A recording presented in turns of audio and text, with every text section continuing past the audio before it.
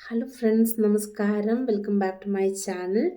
ഇന്നത്തെ വീഡിയോയിൽ ഞാൻ പറയാൻ പോകുന്നത് ജർമ്മനിയിൽ വന്നു കഴിഞ്ഞിട്ട് എന്തൊക്കെ പേപ്പർ വർക്കുകളാണ് നമ്മൾ ഇമ്മീഡിയറ്റ്ലി ചെയ്യേണ്ടത് എന്നതിനെക്കുറിച്ചാണ് കേട്ടോ. അപ്പോൾ ആദ്യമായി തന്നെ എൻ്റെ ചാനൽ കാണുന്നവരാണെങ്കിൽ, സബ്സ്ക്രൈബ് ചെയ്യാതെ കാണുന്നവരാണെങ്കിൽ ഒന്ന് സബ്സ്ക്രൈബ് ചെയ്യാൻ മടിക്കരുത് കേട്ടോ. സബ്സ്ക്രൈബ് ചെയ്ത് സപ്പോർട്ട് ചെയ്യണം കേട്ടോ. കൂടാതെ നിങ്ങൾക്ക് ഉപകാരപ്പെടുന്ന വീഡിയോ ആണെങ്കിൽ ഒരു ലൈക്കും കമൻറ്റും ഒക്കെ തന്നൊന്ന് സപ്പോർട്ട് ചെയ്യണം കേട്ടോ ഫ്രണ്ട്സ്.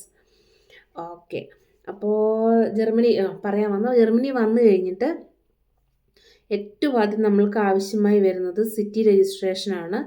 സിറ്റി രജിസ്ട്രേഷൻ ചെയ്യാൻ വേണ്ടിയിട്ട് നമ്മൾ ആദ്യം തന്നെ ഇവിടുത്തെ റാറ്റ് ഹൗസിൽ അതായത് ഒരു അപ്പോയിൻമെൻ്റ് എടുക്കുക. അപ്പോയിൻമെൻ്റ് എടുത്തു കഴിഞ്ഞ് വെച്ചിട്ട് നമ്മൾ നമ്മുടെ ഡോക്യുമെൻസുമായിട്ട് അവിടെ ചെല്ലുക. അതിനായി നമ്മൾക്ക് ആവശ്യമായിട്ടുള്ള പേപ്പേഴ്സ് നമ്മുടെ പാസ്പോർട്ട്, പിന്നെ എന്താണെന്ന് ചോദിച്ചാൽ നമ്മുടെ കോൺട്രാക്റ്റ്, അതായത് ഹൗസ് ഓണറിൻ്റെ കയ്യിൽ നിന്ന് നമ്മൾക്ക്, അല്ലെങ്കിൽ നമ്മൾ എവിടെയാണോ താമസിക്കുന്നത് അവിടുത്തെ ഒരു കോൺട്രാക്റ്റ് നമ്മൾക്ക് തരും അവർ. ആ പേപ്പേഴ്സ് നമ്മുടെ കയ്യിലുണ്ടായിരിക്കണം.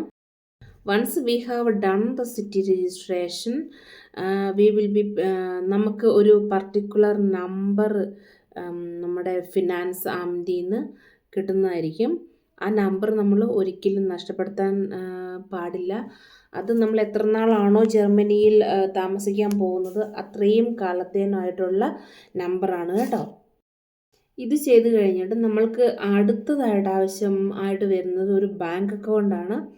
ബാങ്ക് അക്കൗണ്ട് എടുക്കുന്നതിനും നമ്മൾക്ക് വേണ്ട കാര്യങ്ങൾ എന്താണെന്ന് ചോദിച്ചാൽ നമ്മുടെ പാസ്പോർട്ട്, പിന്നെ നമ്മൾ സിറ്റി രജിസ്ട്രേഷൻ ചെയ്തതിൻ്റെ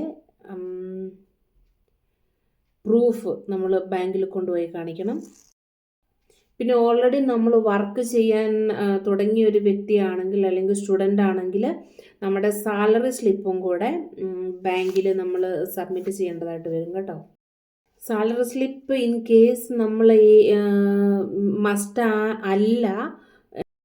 salary slip depends upon the account നമ്മൾ എടുക്കാൻ പോകുന്നത് അനുസരിച്ചാണ് കേട്ടോ.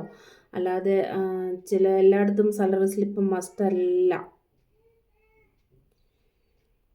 പിന്നെ നമ്മളെന്താണ് നമ്മുടെ ഇത് കഴിഞ്ഞ നമ്മൾ ചെയ്യേണ്ടത് മെഡിക്കൽ ഇൻഷുറൻസിൻ്റെ പ്രിപ്പറേഷനാണ്.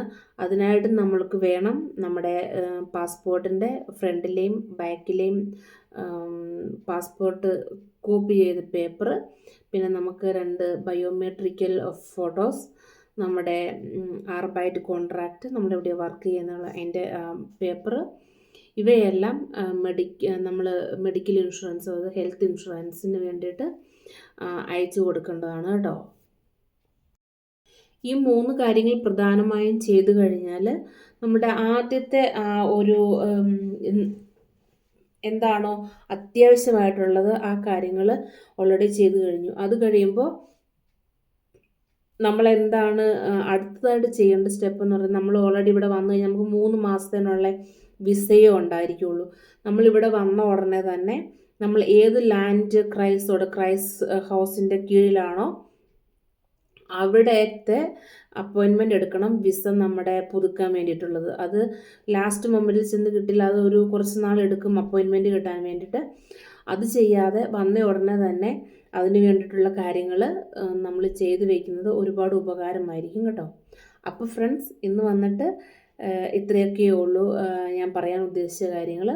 നിങ്ങൾക്ക് ഉപകാരപ്രദമായെങ്കിൽ വീഡിയോ ഒന്ന് സപ്പോർട്ട് ചെയ്യണം കേട്ടോ. Thank you. Bye bye.